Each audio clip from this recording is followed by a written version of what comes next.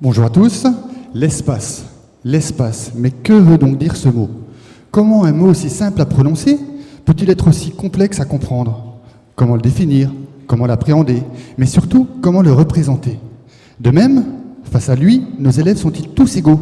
Sont-ils tous en capacité de le représenter, sachant que les enfants vont d'abord subir l'espace, puis le vivre, avant de le percevoir pour enfin le concevoir?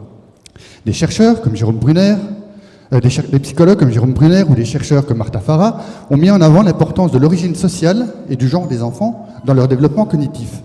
C'est donc tout naturellement que je me suis demandé si ces deux facteurs pouvaient aussi influer sur les représentations spatiales que se font les élèves. Pour mener à bien ma recherche, je me suis appuyé sur des élèves de CE1 issus d'écoles représentant différents milieux sociaux, école urbaine, école périurbaine, école de REP. Cet échantillon de 57 élèves s'est composé à part quasi égale de filles et de garçons. Donc, 3 séances par école. La première, l'évaluation des acquis en termes de marqueurs et de repères spatiaux. Regardez, mesdames et messieurs, ceci est ma main droite. Mais vous, face à moi, est-ce que vous la voyez à ma droite ou est-ce que vous la voyez à ma gauche? Je suis pratiquement sûr que pour certains d'entre vous, ce n'est pas si clair que ça. Alors imaginez pour des élèves de 7 ans. Puis, la deuxième séance a permis l'observation des élèves lors d'une chasse au trésor. Ils étaient répartis en binôme de même genre. Tout d'abord, je guide les élèves à l'aide de consignes verbales précises. Tournez à droite, montez 20 marches, rentrez de la salle qui se trouve à votre droite. Puis, ils se dirigent ensuite à l'aide de consignes écrites cette fois-ci, qui leur permettront de découvrir un plan, et c'est ce dernier qui, une fois décryptés, les conduiront au trophée tant convoité.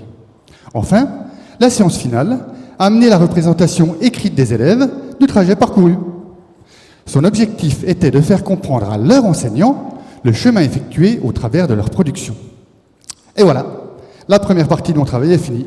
Il ne me reste plus qu'à classer toutes les données recueillies par compétences, les croiser, les analyser, et voilà enfin les résultats qui apparaissent. À votre avis, mesdames et messieurs, filles, garçons, origine sociale, qui s'en sort le mieux d'après vous? Eh bien oui, mesdames, contrairement aux idées reçues et à de nombreuses théories, ce sont effectivement les filles qui représentent le mieux l'espace qui les entoure. Et ce, essentiellement, car elles développent une meilleure vision globale de l'espace qui les entoure. Quant à l'origine sociale, ils jouent effectivement un rôle majeur, et ce, essentiellement, au travers de l'acquisition et de la maîtrise du langage. Et le rôle de l'enseignant dans tout ça, me direz-vous? Eh bien justement, c'est grâce à ses choix pédagogiques et didactiques qu'il va tenter de gommer ces inégalités et permettre la décentration de tous les élèves qui pourront alors représenter l'espace de la manière la plus efficiente possible.